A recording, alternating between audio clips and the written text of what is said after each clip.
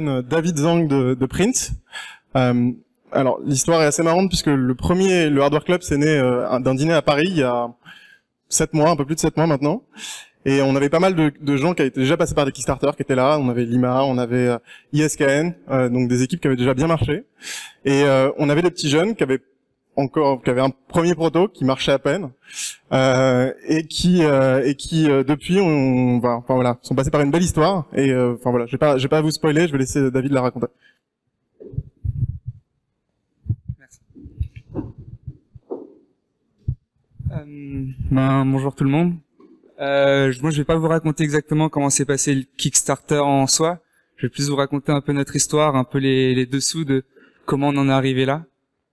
Et je pense que le but, c'est de plus être les questions-réponses. C'est là où ça va être intéressant.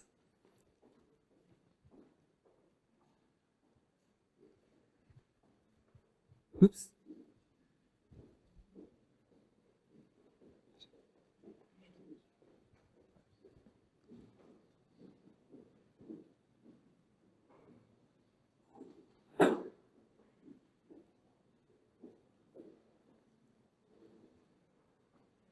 Pierre, je passe à la manette. Donc oui, alors pour faire déjà on va commencer par présenter ce qu'est Print parce que je pense que tout le monde ne sait pas ce que c'est. On essaye de remettre au goût du jour le Polaroid. C'est un peu le Polaroid 2.0 mais pour votre iPhone et Android. Donc je vais vous passer notre vidéo Kickstarter qu'on a fait il y a un mois. Well, nowadays people take thousands of pictures with their cell phones, but they never look at them. So we decided to create an object that will make them able to share pictures with their friend and family in a tangible way. Print is the first smartphone case that prints out pictures instantly. You just have to plug your smartphone, snap a picture, and it will print instantly. We worked during a year on about 15 different prototypes to come up with one product that's really easy to use. For example, it doesn't use Bluetooth technology or Wi-Fi. You can take a picture, but you can also use pictures from Facebook, Instagram, any picture that is already on your smartphone. My biggest design challenge was to create an object that will work with different types of smartphones. We are compatible with the iPhone 5, the iPhone 6, and also the Galaxy S4 and Galaxy S5. And we are trying to bring it to more smartphones. So we don't need any ink cartridge. All the ink is already in the paper. You just have to hit it, and the picture will appear like magic. Like I said, what we really love about instant cameras is the whole experience. So we try to capture it by recording a short videos of 5-6 seconds just before you take a picture. This video will play automatically on the paper through augmented reality when you scan it with our app. We wanted to go further than just printing pictures. We wanted to bring memories that you could hold in your hands and that you could give away whenever you wanted. Print is for everybody because everybody likes a printed picture that you can hold in your hand. You know, it's like a memory that you can give away. So we are on Kickstarter because we need your support to go to production, and also we need your feedback so that we can improve our product. Trees to stone, my stone is shaking. Distance gone is slowly taken. Distance gone is slow.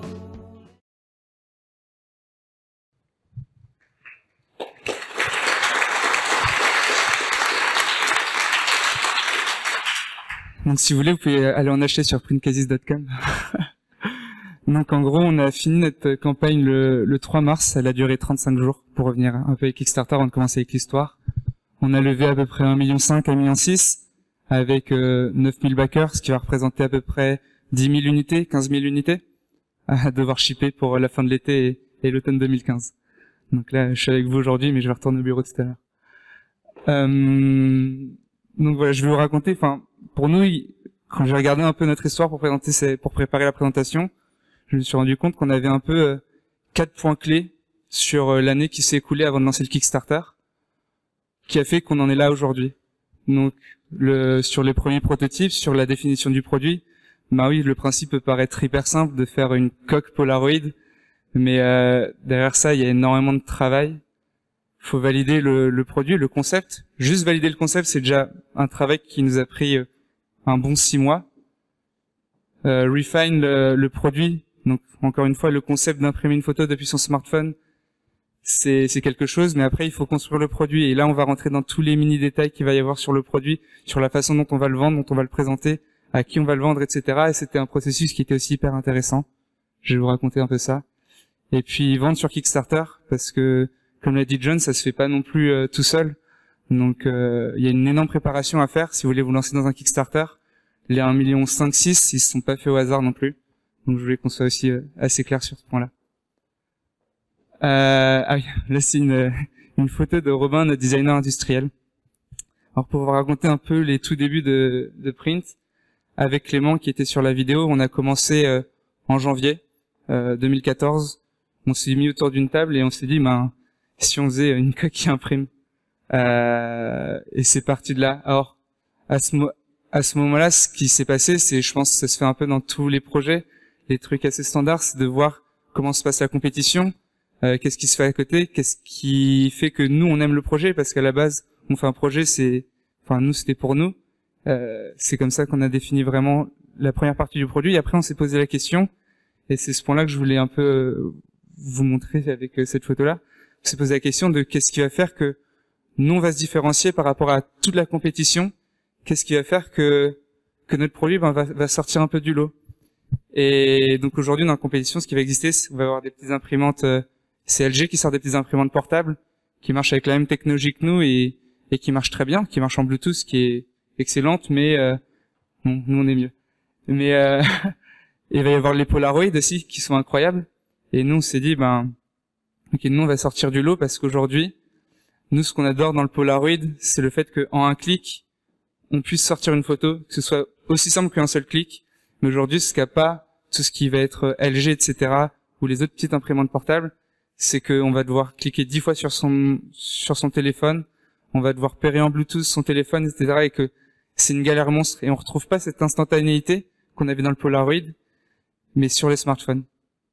Donc nous, on s'est dit, voilà, nous, notre différenciation aujourd'hui sur notre produit, ça va être quoi? Ça va être le user experience, ça va être l'esthétique de notre produit, parce que, pour toutes ces raisons-là. Donc c'est pour ça qu'une des plus grosses décisions, et la première grosse décision qu'on a prise chez Print, c'est d'engager un designer industriel. Alors engager, c'est un bien gros mot, vu qu'on était à nos tout débuts, on n'avait encore rien. C'est la première personne qu'on a décidé de rentrer dans l'équipe, qui est Robin, qui a démissionné de son travail pour venir chez nous parce qu'il y a cru, alors qu'on avait juste un PowerPoint à lui présenter au début, et une belle envie. Et je pense que c'était honnêtement, notre meilleur choix qu'on ait fait, parce qu'aujourd'hui on se rend compte que oui, ce qui fait que le produit est là aujourd'hui, c'est que il est certes un peu gros, on ne pouvait pas rivaliser sur ça, mais il ressemble à un appareil photo, il est assez esthétique. Le user experience, en un clic, on va pouvoir sortir une photo, etc. Et c'est pour nous ce qui a fait vraiment la différence. Donc c'était pour la petite anecdote de Robin. Ensuite, pour valider le concept, pour valider le concept. Donc une fois que on a un peu défini notre direction, de se dire que ok, nous on va faire une coque qui va imprimer et on va tout miser sur l'esthétique et le user experience. Maintenant, faut valider que cette route est la bonne entre guillemets. Et je sais, en tant qu'ingénieur un peu français, on a un peu tendance souvent à s'enfermer chez nous, à essayer de faire le meilleur produit possible pour ensuite le montrer, parce qu'on a toujours un peu honte d'échouer. Moi, je voulais insister un peu sur un point qui nous a été, je trouve, fondamental dans notre parcours, c'est qu'on a essayé de sortir vraiment alors qu'on n'avait rien. On a essayé de rencontrer un maximum de personnes, on a pris un nombre de claques mais monumental.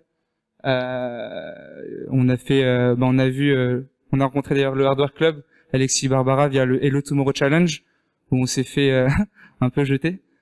On a fait d'autres pitchs, on a fait funders.org, où on est arrivé, on s'est fait jeter un peu salement, j'ose le dire, et plein d'autres choses comme ça. Mais au final, sur 20 pitchs, 50 pitchs qu'on a fait, on a rencontré 20-50 personnes, dont la moitié au moins qui croyaient à fond dans le projet et qui ont pu nous aider sur le développement du projet. Et pour nous, sachant que voilà, Clément et moi, on a 24 ans, Robin est un petit peu plus vieux que nous, mais on n'a pas non plus tant d'expérience que ça. Personnellement, c'est mon premier job, c'est mon stage de fin d'études, print. Pour nous, ça a été un point clé de se dire que voilà, j'y connais rien encore à la logistique. Moi, je vais chercher quelqu'un qui s'y connaît et qui croit en notre projet et qui va pouvoir nous entourer. Et donc nous, on n'y connaissait rien en finance. Alexis Barbara nous ont aidés énormément sur ce point-là. On n'y connaissait rien en production. On s'est entouré de Accelerator, qui est un accélérateur à Shenzhen, je vous en parlerai tout à l'heure, etc., etc. Et pour nous, ça a été vraiment clé, c'est-à-dire que voilà, on a une question sur comment gérer la logistique, comment gérer le marketing, comment gérer l'électronique, comment gérer les applications. On avait quelqu'un sur qui on pouvait se reposer, parce qu'on n'est pas parfait et qu'on connaît pas tout. Et du coup, ce qu'on a fait, et je pense que aujourd'hui, je pense que c'était un smart move, c'est que c'est toujours bien d'avoir des advisors, des gens qui vont vous aider, que quand vous les appelez, ils vont vous donner 1 heure de leur temps pour vous donner des conseils. Des conseils, c'est gratuit. Mais nous, ce qu'on a fait, du coup, avec un petit panel d'advisors, de 5-6 advisors, c'est qu'on a commencé à faire une mini levée de fonds d'auteur de 100-150 000 $, avec justement tous ces petits advisors-là. Et chacun a mis un petit ticket qui les a responsabilisés. Ce qui fait qu'aujourd'hui, voilà, certes, on a quelqu'un, on peut appeler quelqu'un sur la logistique, mais c'est quelqu'un qui va être, vraiment investi dans notre boîte parce qu'il a mis un peu d'argent personnel dans la boîte. Et nous, ça nous a aidé pour faire nos premiers prototypes et pour lancer le Kickstarter. Donc nous, c'était vraiment ça notre plan. Donc, entourez-vous parce que c'est pas facile de faire une startup. Ensuite, l'autre point, c'était pour le refine. Alors, comme je vous l'ai dit tout à l'heure, on est passé. Donc ça, on était à peu près en juillet où on a commencé. Donc on a commencé le projet en janvier. En juillet, on a commencé à s'entourer donc de ces advisors, etc. et à commencer à parler de cette première petite levée de fonds. Et en juillet, en fait, on est parti dans un accélérateur qui s'appelle Haxcelerator, HAXLR8R. Et donc c'est un accélérateur à la base qui est américain. C'est un des rares accélérateurs qui est spécialisé dans le hardware. Eux ne font que des startups dans le hardware. Il y a PCH aussi qui fait ça avec Highway One et une autre, je crois, à Boston, mais je connais plus trop le nom. Et eux ont la particularité en fait d'emmener toutes les startups à Shenzhen, qui est en Chine, dans le sud de la Chine, à côté de Hong Kong. Et la particularité en fait de Shenzhen, c'est que si vous voulez faire de l'électronique, c'est là qu'il faut aller. Enfin, c'est bête, mais vous l'avez vu peut-être un peu dans la vidéo, il y a des marchés où ils vendent pas des fruits et légumes, mais ils vendent des composants électroniques. Enfin, vous sortez dehors et vous allez acheter vos composants électroniques. Vous avez besoin de quelque chose, mais vous commandez quelque chose. Enfin, l'après-midi, vous avez votre composant, il y a un coursier qui vient vous le livrer. Il y a tout là-bas. Vous pouvez commencer à parler à vos usines, même si, votre produit est un peu loin. Vous pouvez commencer à parler des usines, vous former à comment leur parler, parce que ce qu'on a appris chez Accelerator, c'est que il faut limite mieux traiter l'usine avec qui vous allez travailler si vous faites du hardware que vos propres investisseurs. Donc je dis ça, non, Alexis, c'est pas top. Mais c'est vrai, parce que ces gens-là, quand vous êtes une start-up, vous n'avez pas les fonds pour lancer vos premiers batchs, ça coûte énormément d'argent. Le tooling, si vous voulez faire 100 000 unités, ça coûte à peu près 100 000 $ pour faire du tooling. Je vous parle même pas de tout ce qui est composants, etc. Tout cet argent qu'il faut avancer. Si vous avez une très bonne relation avec votre usine, votre usine va devenir votre investisseur parce que c'est lui qui va dire, ok, t'as pas l'argent, mais moi je vais te faire tes premiers batchs parce que je crois en ton projet, et puis on va commencer à travailler comme ça. Et il faut voir que aussi une usine, c'est pas juste quelqu'un qui va faire votre produit. Vous allez arriver avec un dossier et puis vous allez dire, vous me faites ça. C'est quelqu'un qui va vous aider à construire votre produit, qui va dire, écoute, là t'as un composant, en vrai, moi j'ai moins cher, ou même je peux t'aider à mieux designer tes PCB, faire ça plus petit, qui chauffe moins, etc. Donc c'est une relation qui est très très forte et du coup d'être directement à Shenzhen, de travailler avec les usines avec qui on va travailler plus tard, pour nous c'était hyper important. Mais du coup j'en étais pour le refine. Comme on disait dans la vidéo, on est passé par 15-20 prototypes différents. Donc notre but c'était de pouvoir avoir un device sur le smartphone pour pouvoir prendre une photo et l'imprimer. Donc ça c'est le concept général. Mais pour en arriver au produit que vous avez vu sur la vidéo, on a fait un nombre de prototypes juste gigantesque. Vous en voyez un là qui avec du recul est immonde, mais sur le moment je vous assure que j'étais hyper content. Où là une de nos particularités c'était de se dire comment on va mettre différents smartphones sur la print case, parce que du coup l'iPhone 6 est plus grand que l'iPhone 5, qui est plus petit que le Galaxy Samsung 5, c'est pas les mêmes ports, etc., etc. Donc on s'est dit, on va faire une coque qu'on va mettre sur le téléphone de tout le monde, une coque un peu générique qui va s'adapter du coup à notre device de façon générale. On a présenté ça aux gens de d'Accelerator et on s'est fait gentiment remettre à notre place.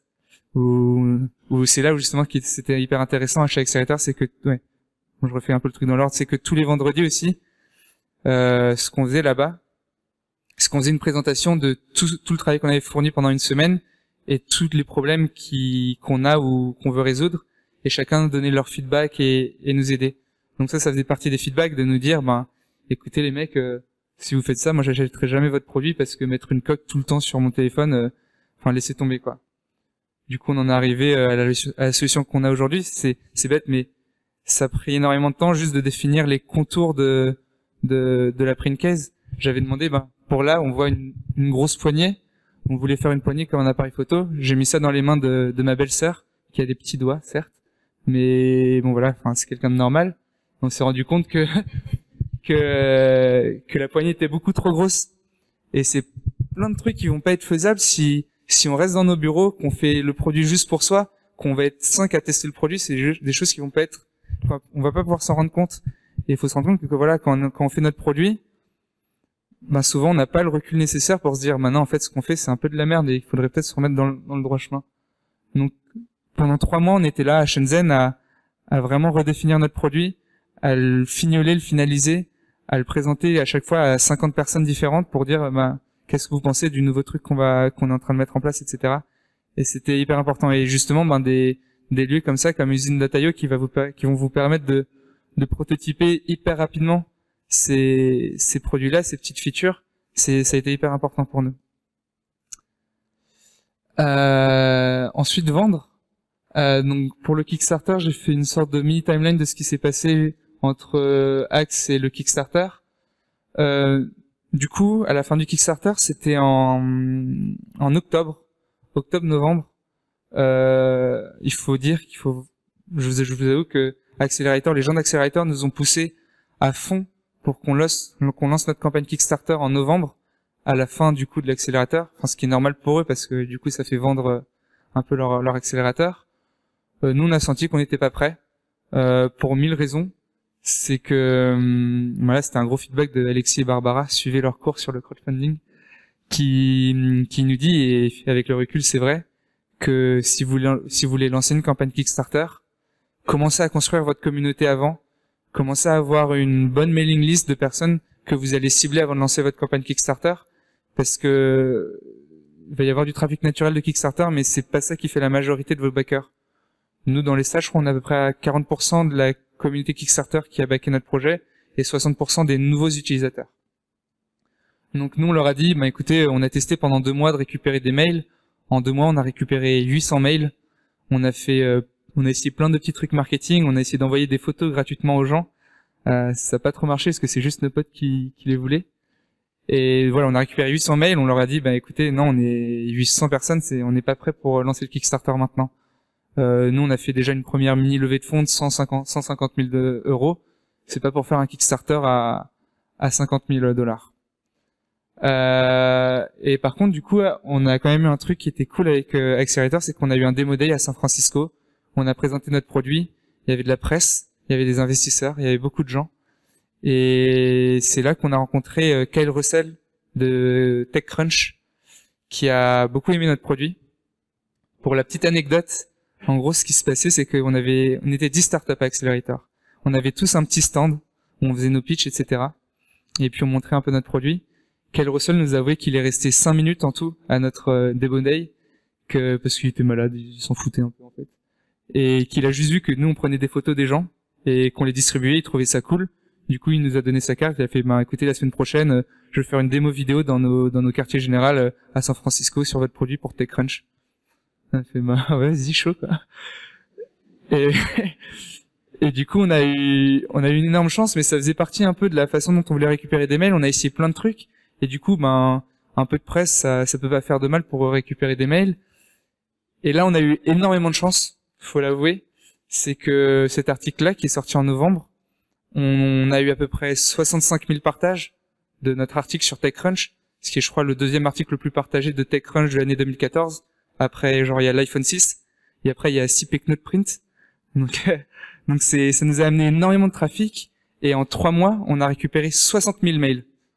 Donc, on est loin des 800 mails juste avant.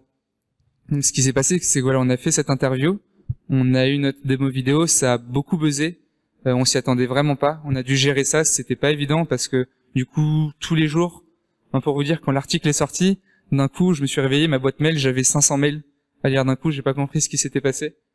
C'est quelque chose qui a pris beaucoup de temps, on a dû s'adapter, etc. Du coup, on a refusé toutes les autres interviews.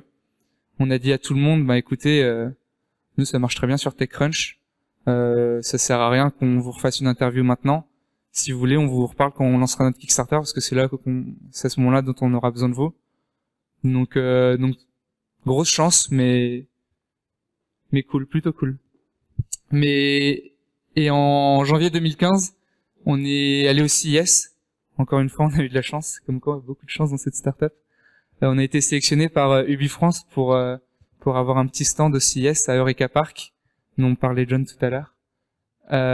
Et encore une fois, hyper intéressant parce que là, on rencontre encore les gens de la presse qui voient que, notre projet, c'est pas du fake.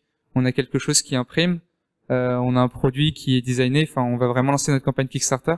On peut un peu teaser les gens, leur dire, écoutez, vous voyez, on n'est pas faux, on est présent. Vous pouvez toucher le truc, vous pouvez repartir avec votre photo. Je pense qu'on a pris à peu près 500 selfies, voire 1000 selfies pendant le CES. Et on a dit à tout le monde, écoutez, on lance fin janvier 2015, on lance notre Kickstarter. On a préparé tout le monde était un peu bouillant, et ce qui a fait que le jour où on a appuyé sur le bouton launch, je crois qu'on a passé notre goal en 30 minutes à peu près. Le premier jour, on a fait 200 000 $, et on en est arrivé au bout de 35 jours à plus d'1,5 million, à 1,6 million à peu près. Donc ce qui est plutôt cool. Et pour la petite anecdote d'ailleurs pour le bouton launch, donc on a tellement teasé les gens que donc Clément est à San Francisco en ce moment, c'est pour ça que c'est moi qui fais la présentation. Mais du coup donc on s'appelle, il me fait OK, David, c'est bon, je vais appuyer sur le bouton launch. Donc je vais sur le site et il y avait déjà tous les early birds qui étaient partis. J'avais même pas eu le temps de moi-même, je sais pas, je suis un co-founder quand même, de voir notre page Kickstarter que tout était déjà parti. Donc c'était marrant.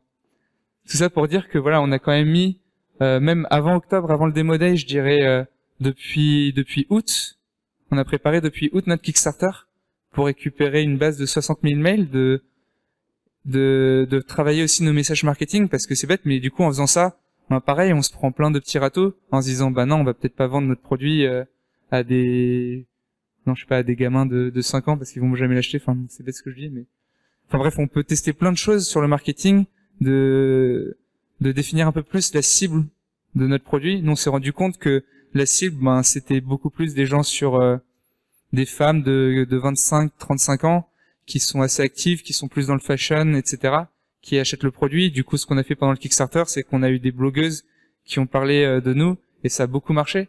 Donc, toute cette période-là, de phase de test, c'est là où on va pouvoir tâtonner pour se dire, voilà, je vais lancer le Kickstarter, et on va faire un Kickstarter qui déchire. Et voilà, je crois qu'il a déchiré. Et voilà, en fait, c'est comme ça que je vais conclure. Si vous avez des questions, n'hésitez pas.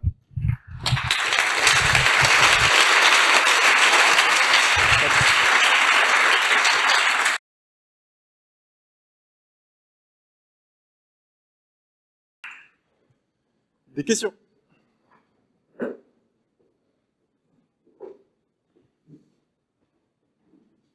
Des questions? Ouais.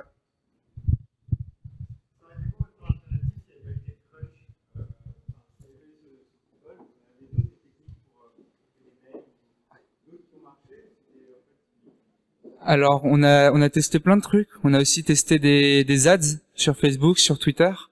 On a récupéré quelques mails. Honnêtement, ça coûte cher le mail, franchement. Twitter, Facebook.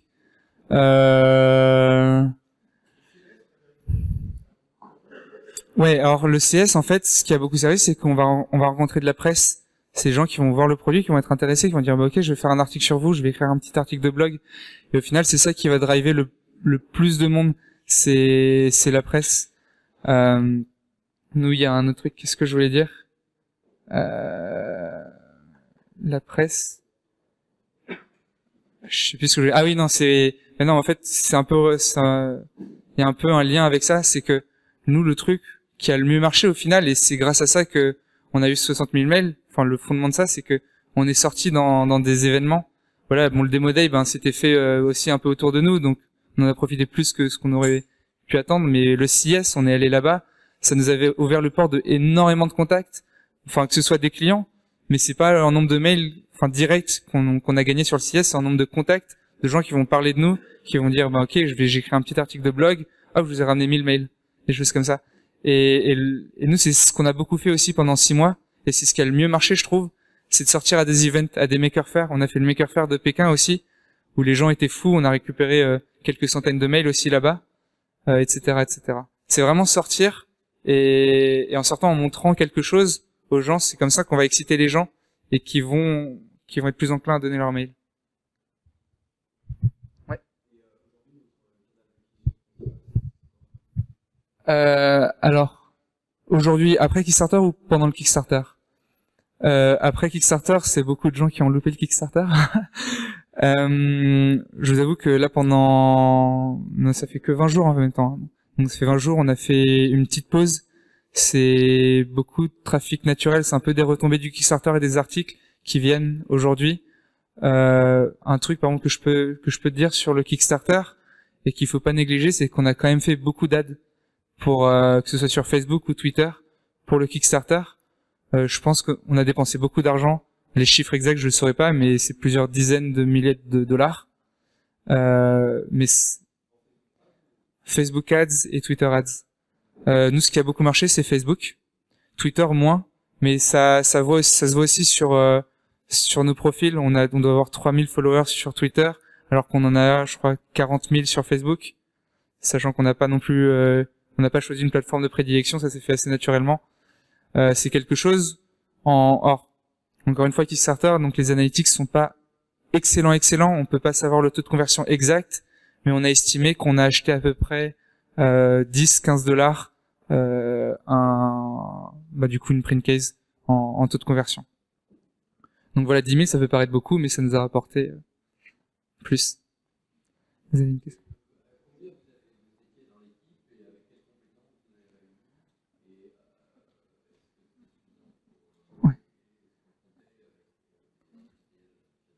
Donc alors pour l'équipe, on a commencé donc Clément et moi. Au tout début, Robin donc en janvier on a commencé. En février-mars, Robin nous a rejoint pour faire les premiers designs qui nous ont permis de vendre notre projet, de faire des encore plus beaux PPT. Ensuite, on est parti à Accelerator à 3 sur plein temps sur le projet. On avait recruté quelqu'un sur le hardware, plus stagiaire, pour nous accompagner, et en plus quelqu'un qui parlait chinois plus que moi. Donc ça nous a beaucoup aidé. Non, voilà, on était 4 à Shenzhen, pas plus que ça, dont 3 vraiment à fond sur le projet. Mais encore une fois, comme j'ai dit, c'est beaucoup les personnes qui nous ont entourés, qui nous ont beaucoup aidés. Ben là, Accelerator, c'est eux qui nous ont fait beaucoup d'introductions et qui nous font gagner en crédibilité. Donc en soi, avec du recul, si on voit juste 3 mecs de 24, 25, 26 ans, en soi, c'est pas énorme, mais à côté, si on leur dit que bah oui, mais il y a le Hardware Club qui nous soutiennent, il y a telle personne qui a fait tant de trucs dans sa vie qui nous soutient, et c'est tous ces gens-là qui fait qu'on peut construire notre crédibilité. Alors, Clément et moi, on sort de Polytechnique. Donc on a fait une école d'ingé. Cela dit, ça reste très généraliste. Clément, lui, a fait plus des stages dans tout ce qui est conseil, etc., a plus une composante administrative, finance. Moi, je m'amuse à coder. Enfin, moi, ça m'amuse personnellement. Donc, pour vous dire, là, sur les compétences, non, je savais pas faire d'app Android, je savais pas faire d'app iOS, encore moins d'électronique. Genre zéro, en fait. Mais tout s'apprend sur le tas. Enfin, voilà, l'Android, je m'y suis mis pendant le truc. J'ai fait une app en un mois. Tout s'apprend. Si on sort un peu les doigts, il y a moyen de faire des choses, quoi. Il y avait une question juste là. Ok. Ouais.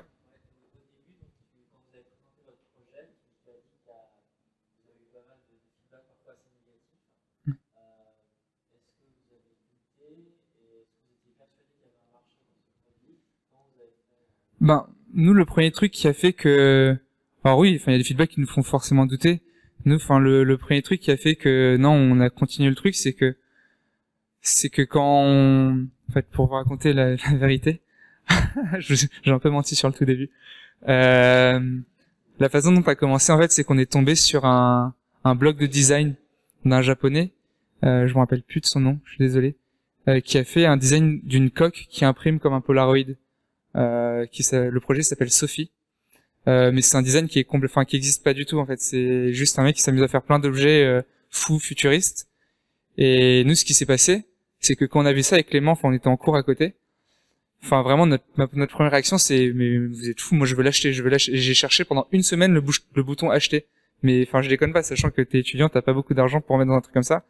Et nous, c'est le premier truc où on s'est dit, ben ouais, si nous ça nous excite à ce point-là, ça doit forcément exciter d'autres personnes. Donc on s'amusait à montrer cette photo à d'autres personnes, à des clients, enfin à des clients potentiels, ils ont aimé. Alors voilà, qu'on a présenté à des investisseurs, on a pu rencontrer Henri Seydou ou des choses comme ça. Au Paris, ils nous ont mis des gros bâches en disant non mais votre truc c'est trop gros, c'est quoi, enfin je m'en fous du papier, là c'est Facebook, c'est Twitter, etc. Ben ok, c'est un avis parmi d'autres, mais nous ça nous a tellement excités que non, on s'est dit ben ok, on prend ses conseils, on prend ce qu'il y a de bon à prendre. S'il dit que c'est trop gros, ben peut-être qu'on va pas juste faire une coque, on va plus faire un truc qui va se plugger, parce que ouais, c'est vrai que c'est un peu gros. Et on prend les feedbacks qui vont être utiles pour nous et qui vont nous faire avancer et améliorer le produit. Mais non, on n'a pas vraiment douté de notre projet. Ouais.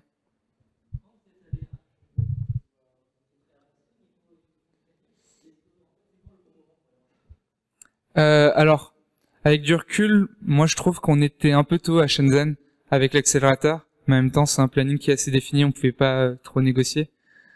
Nous, au moment où on y allait, on avait un premier design avec notre designer industriel. Sur l'électronique, on était encore un peu loin.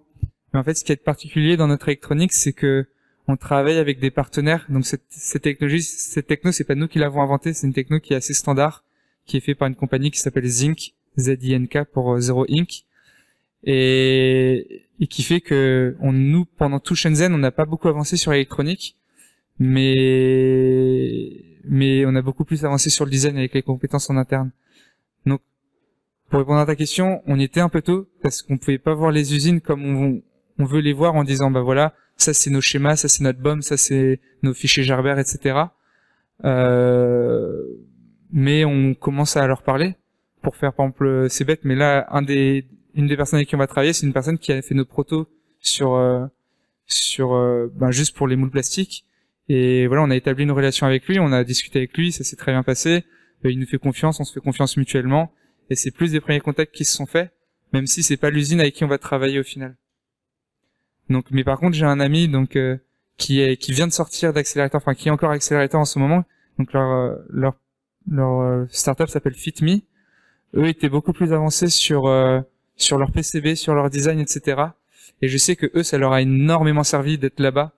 Ils ont trouvé leur usine, ils ont trouvé leur supplier, ils ont tout trouvé là-bas. Et là, ils sont en train de produire leur semelle, quoi, en 2 mois de travail.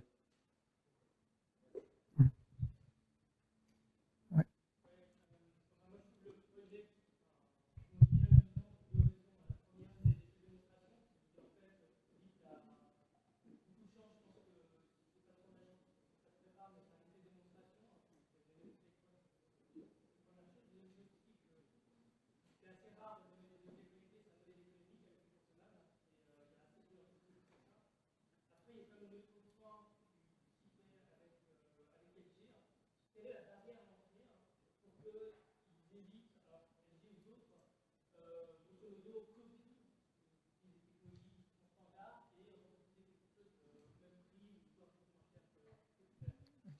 Alors, et en fait, c'est aussi une des raisons pour laquelle on allait sur Kickstarter, c'est que sur un produit comme le nôtre, nous, on voulait absolument construire une marque. Au-delà d'un produit, on voulait vraiment construire une marque et une communauté.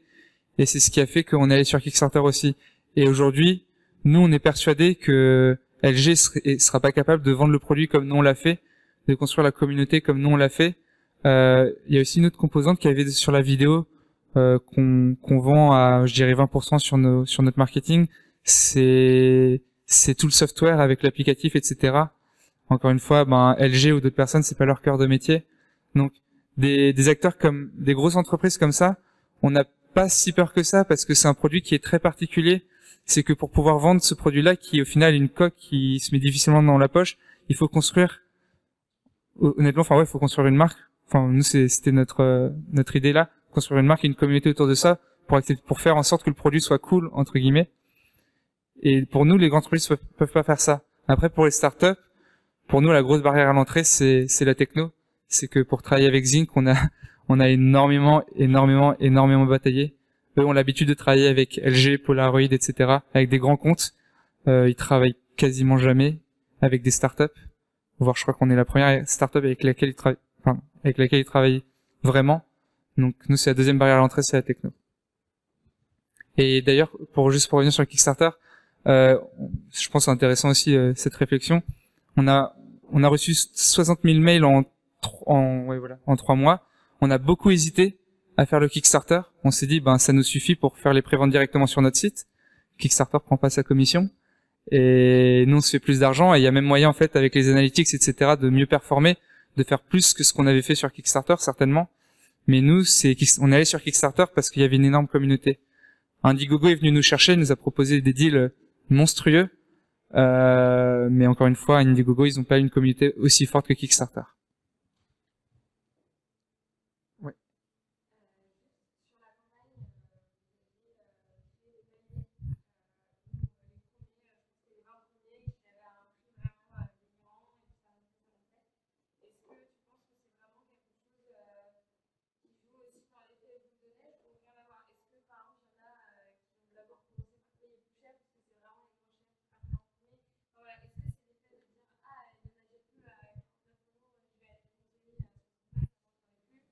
Alors, honnêtement, je pense pas que ça joue genre directement comme ça. Je pense que la réflexion derrière, c'était plus de se dire, ben, faut donner une raison aux gens de donner leur email avant qu'on lance le Kickstarter. Enfin, au-delà que le projet soit cool, etc. Et nous, c'est comme ça qu'on l'a vendu. On leur a dit, mais écoutez, donnez-nous votre email. Vous serez les premiers avertis quand le Kickstarter va démarrer. Et sur notre Kickstarter, on a ben, le mini early bird, on avait 20. Ensuite, on en avait 200. Et on vous dit, ben voilà, on en a 200 à un prix un peu moindre que ce qu'on va vendre après. Mais si vous mettez votre mail, ça va vous aider. Et je pense que c'est plus dans cette optique-là que ça nous a aidé, plus que de se dire, ah non, il y a un truc à $59, c'est beaucoup mieux, etc. Ouais, exactement. On peut même faire, au début, on avait fait un lunch rock, franchement, ça se fait en 5 minutes, et puis, c'est pas facile. Juste derrière. Pas de souci.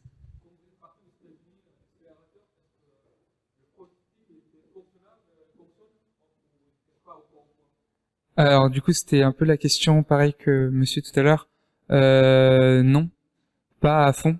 On avait à peu près un design qui marchait, mais toute l'électronique était encore à faire. Donc non, on était encore assez loin.